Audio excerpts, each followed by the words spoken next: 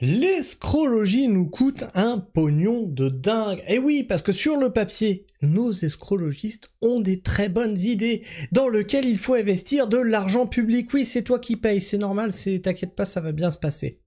Et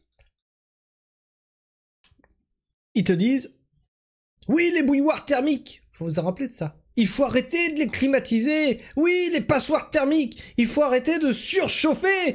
Attendez, on pourrait faire des économies substantielles et offrir aux foyers des économies aussi de chauffage, de climatisation et tout ça. Et donc d'être dans des logements dignes. Oui, c'est pour ça qu'on a fait le DPE qui empêche maintenant de louer des appartements qui seraient mal cotés, sous-cotés, etc.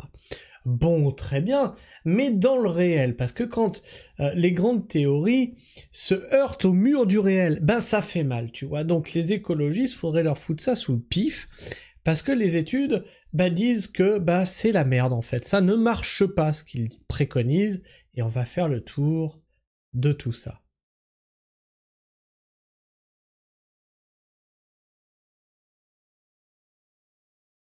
Il y a eu un petit bug là ? Là. Le rapport analysait la consommation d'1 million de ménages répartis dans 260 communes de France entre le 1er janvier 2018 et le 31 décembre 2023. Donc c'est suffisamment significatif. Et on arrive à une conclusion plutôt déprimante. Les impacts économiques de la rénovation des bâtiments sont en moyenne 8 fois inférieurs à ce qui a été prédit. Oh merde alors! Oh ça marche pas.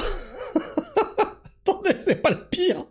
Donc c'est 8 fois inférieur à ce qui avait été prédit. Un investissement de 1 000 € ne fera baisser la facture d'énergie que de 0,69%. Ah oui. Pour bien comprendre, le coût moyen des travaux pour une rénovation est de 13 700 €, dont 6 000 € apportés par la prime rénov' au maximum.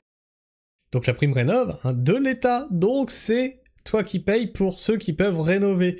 Donc en fait c'est toi qui as payé, c'est ton argent qui va payer, parce que 13 700, moi je les ai pas. Pour améliorer l'habitat de petits bourgeois. Et le gain annuel moyen est de 150 €. Et il vous faudra... Donc en ayant mis 13 700 balles dans de la rénovation, tu économises 150 balles. Oh non, je pense que les calculs sont bons, il n'y a pas de problème. 91 ans pour rentabiliser votre investissement et 56 ans si vous recevez l'aide maximum de la prime rénov'.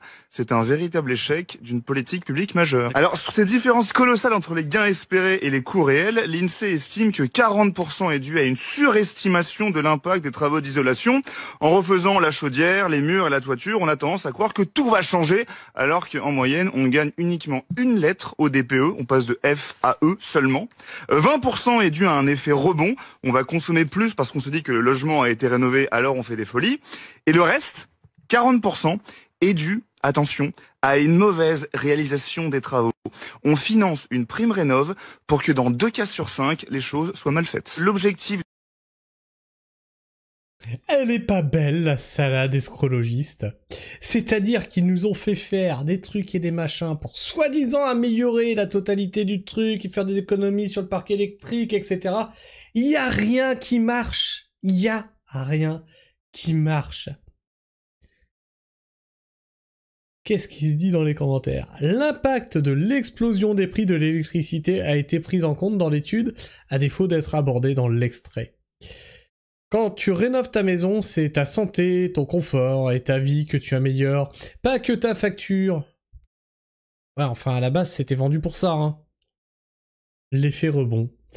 C'est connu qu'en France, on ne s'est pas isolé quand on voit dans les pays comme la Norvège ou Suède, ils consomment une poignée d'euros pour chauffer, alors c'est vrai en plus. Alors qu'en hiver, ils sont à des températures bien inférieures que nous. On a beaucoup de retard là-dessus. Et toi, qu'est-ce que tu penses de tout ça, de la prime rénov' et compagnie? Est-ce que tu penses que c'était une bonne idée sur le papier? Est-ce que tu penses qu'en réalité c'est une bonne idée mais que l'étude est biaisée? Dis-moi tout ça.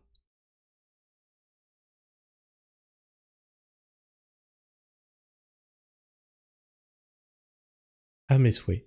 Dans les commentaires. Et si t'es encore là en fin de vidéo, n'hésite pas à t'abonner, à liker, à partager. Et sur ce, moi je vous fais la bise. Ciao.